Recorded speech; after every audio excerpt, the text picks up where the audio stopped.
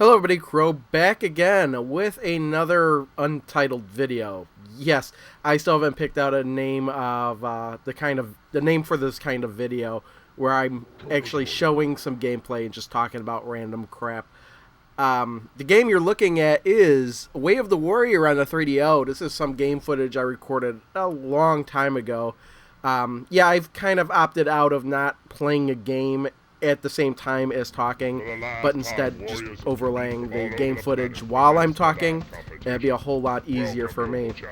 And I think for people listening, as I'll be able to, talk about things more concisely rather than just getting interrupted constantly with what I'm doing in the game. Yeah, I still haven't figured out a name for the type of video. The last one is called Game and Talk. I just said it was Game and Talk. I don't know what I'm going to name this. I'm still going to name it Untitled Video. But other than that, I don't know. I did get a lot of suggestions. I'll go over those. But I'm not really wanting to name any of that. The one I had come up with before everything was called, I was thinking about calling it Crow's Addendum. And I still might just change it to Crow's Addendum, because it is extra, well, it's extra stuff, not necessarily relating to anything else I put out, but the other name I was thinking was like something like Crow's Supplemental, and I was looking up antonyms or synonyms for, not antonyms, there's no such thing as those, synonyms for the word supplemental, but I really didn't know. And I don't like the word supplemental. It sounds like some kind of, medication you're supposed to take with other medication. Or something like that. Or maybe it's a vitamin supplemental. I don't know. But let's look at the comments of the last one of these videos I did, just to see what kind of responses I did get for, let's see if hopefully I don't miss anybody. There wasn't, it's enough comments that I should be able to cover everybody's comment. Call it the Crow's Nest. That was Trader Bagel. And I said, I can't do that because that's what I call a sandwich I invented. That's also what I called my store at the Midwest Gaming Classic. So I kind of don't want to call it the Crow's Nest. It really doesn't speak to what kind of video this is. I do like, the name The Crow's Nest. But let's see. S Glider says, how about something to crow about? Again, that's actually more in line with what I'm interested in. But, I don't know, something about that I don't like. Scratch Master Web, you could call it Chatting with the Crow. Again, it's interesting, but again, I'm not really chatting with anybody. That makes it sound like a talk show. And this is more of like a podcast or webcast or whatever you want to call it. Just me randomly talking about crap. Instead of, Matt Wooden Gamer, instead of Crow Plays, how about maybe have it Crow Squawks? Very interesting idea along the lines of which I'm wanting to go with. But, again, Squawks. I don't know about that, so I'm going to pass on that. Pure Socks 333. Hope you keep these videos, sorry. Hope you keep these up, Crow, but pick a different type of game. Well, I'm not going to be playing the game while I'm doing this, so it interrupts too much. Yeah, I agree with you. Was the Crow Show what you'd previously used? Yes, I did have, like a year ago, I just ended the Crow Show, which is something I was trying to do every Sunday. Kind of like, just, emulating, again, Steve Benway's Friday Talkie when he did those. Where I just sat in front of the camera and talked. Now I'm not in front of the camera. I'm just having game footage on top of it. So yeah, again, appreciate the ideas, but don't think I'm going to go with any of those. Let's just, while we're at it, let's take a look at other comments. Viperman SBD. Hey Crow, have you ever contemplated joining and live streaming on Twitch? Are you also planning on buying both next-gen consoles, or are you sticking to one side for now? Well, I actually have an account on Twitch. And I have messed around with that, and I could do that easier now than I have done in the past. Yeah, but I don't know. I kind of like, if I'm recording game footage, I kind of like not having any audio on top of it, in case I want to use it for something else later. So that's kind of I don't know. We'll see about that. I might do that again. It's something I just experiment with every now and again. Just Zugal, if given the choice between playing a real pinball machine or a simulated version, real machine works every time. The only reason I would go for a simulation is if it's hard to find machine. Yeah, actually, I like seeing everything simulated, even if it is a real machine. But yeah, that was in response to the guy who posted on one of my videos that said he preferred the video game pinballs opposed to real pinballs. And somebody had mentioned and had replied to that comment saying that, oh, that guy's probably just trolling. But I have a feeling he wasn't. So, yes. Jinx22131. Crow, love the new segment. Thanks for all the entertainment. Keep it up. Even though I give you absolutely nothing in return. Well, thanks for that. But I'm actually doing this because I expect absolutely nothing in return. If you're expecting something in return, I think you're doing this for the wrong reason. So, unless you've somehow managed to make enough money off of it to sustain a living, in which case, I don't really see that as sustainable for several many years, unless you have a really good show. Yeah, GameStar man, nothing compares to real pinball. Video game pinball is fine, but real pinball is great. Yeah, I totally agree. Again, in response to that one comment. What else we got here?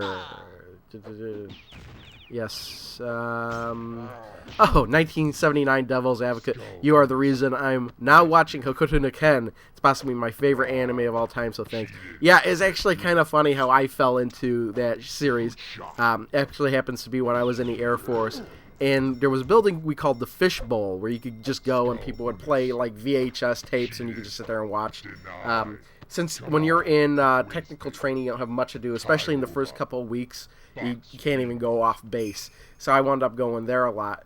And the Fist of the North Star movie happened to have been the first anime I ever watched. And I was kind of blown away with it. Never seen anything before like it before. And I kind of got addicted to it. And then it wasn't until many years later I found out there was an actual series. And I watched it all. And I've got it all on DVD now. I just love the show. I like how everything moves really quickly, very concise, and hundreds of people get their heads exploded every episode. So it's an awesome anime. We have I love Grape Drank. I don't do response videos, but I think they're a good thing. I watch some response videos. Yeah, it was in response to YouTube getting rid of the video responses, which they should be doing around next week sometime. Oh, wait, the end of this week, around Thursday, the 12th of September. So yeah, those were pretty much the comments I had here. Just kind of jumping along. We got the Hyperball machine. It was funny, last time I was talking about that in this video, I was gonna try some stuff and actually posted a video the next day. I think I found the problem. It was just a loose wire. So the thing works 100% now. So next step is to actually be cleaning that up really good. I actually ordered some stuff. I actually ordered the manual. I got a manual. It was like 20 some bucks.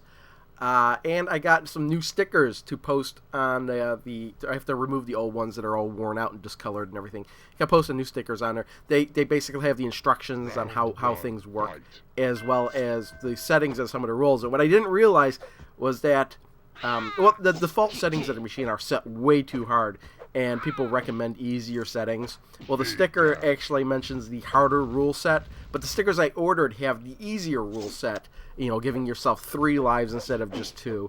And I think that's really awesome. And those stickers were only like $6. So, and they're high quality stickers. You can just peel off the old ones, stick on the new ones. I also need to clean it up. I'm gonna definitely LED that thing up. I know I mentioned that I didn't know if I was gonna do it. The price was too high, but I was looking at CoinTaker's website, and off the bat it seems like it would actually be more through there, but they have special bundle deals. You get a bundle of 100 for like $99, and those are the bright, really bright ones. So I'm like saving like $60 right there. So I'm probably gonna LED the bottom half of the playfield and get new LEDs for the top half. get new Cliffies, change the color from black to yellow or red or something like that, and make the thing really, really shine, I think. So, yeah. And the next thing I want to talk about is the Nintendo 1DS. Yes, I don't know if you've heard about this or not, but there was a page that showed up for the Nintendo 1DS, and it was a Nintendo 3DS with only one screen, which at first sounds like an incredibly stupid idea, but what I thought brilliant about it was a way to play 3DS games on your TV, or you could hook up a Android pad or an iPad or something like that, iPhone, to play with the second screen, or even just swap the two screens with the one screen that was on the 3DS, and it would be like $100. And I thought it was an awesome idea until I found out that it really doesn't exist. Supposedly, I think somebody, not Nintendo, had put up that page in response to the 2DS. And, yeah, everybody at first is like, yeah, that's really stupid. And then, oh, that's a great idea. Wait a minute, it doesn't exist? Well, they should really, Nintendo should really make something out of that, because I'm trying to look up to see if the page is still there, but, 1DS, I don't think it would be, maybe? 1DS yeah, it's all out now that it's a parody website. It almost looks like a legit. Is it still there? No. You go to the Nintendo1DS.com page, and it just has one word, fin, which I believe is French for the end. So I guess their joke is over. But it was kind of a really convincing page, except for a little minor, like a little asterisk at the bottom, small print. It said something like, "This is not a real product, available only in your dreams," or something like that. So it was really funny. It's kind of sad that isn't out there, but I might be archived somewhere. So I thought that was pretty funny. I did fall for it. I was kind of getting excited about it. I was like, yeah, and then it was Cobra DVS. They had the post again that it's not a real product. So yeah, well, it saves me $100, but still don't have a 3DS. I have my wife has that, and I'll play that if need be. And finally, this is the very last thing. Kind of want to make this short. Kind of one of the main reasons I wanted to make this video today, as it were. As you may or may not know, I have been selling some video game items. I've been selling them through, I had the Midwest Gaming Class, no, not the Midwest Gaming Class, the Video Game Summit. I did that at. I still had a booth there selling stuff. And then I was trying some stuff on Craigslist and eBay. And I was kind of looking over what I still had left, and there's just so much stuff left that I wound up paying to have a storefront on eBay, just temporarily. It was actually cheaper than I thought. I thought it would be like something like $50 a month, but there's actually like 3 levels of stores you can have, and the most basic one is $20 a month, and I could list up to 150 items for free. One of the perks that I really was interested in is that I could have things. Since everything I'm putting on there's buy it now, not doing any auctions, I just kind of wanted to keep relisting things until they sold. But the nice thing about actually having the store is that I can have things on sale indefinitely until they sell. And I could, set sale prices and everything like that. I could have my own storefront. I could categorize everything. What was another perk? There's a bunch of perks. Oh, there's lower fees involved when things actually do sell. So yeah, I'm gonna try it for a while. $20 is, for a month is, not bad for something just for a little while. And I named the store Crow's Games. I wanted to call that store the Crow's Nest, but according to eBay, somebody already has that store name or username or something. So I had to and that's that's kind of a turn of phrase, I guess, Crow's Nest. So I could easily see that being somebody else's store name. So I just called mine Crow's Games.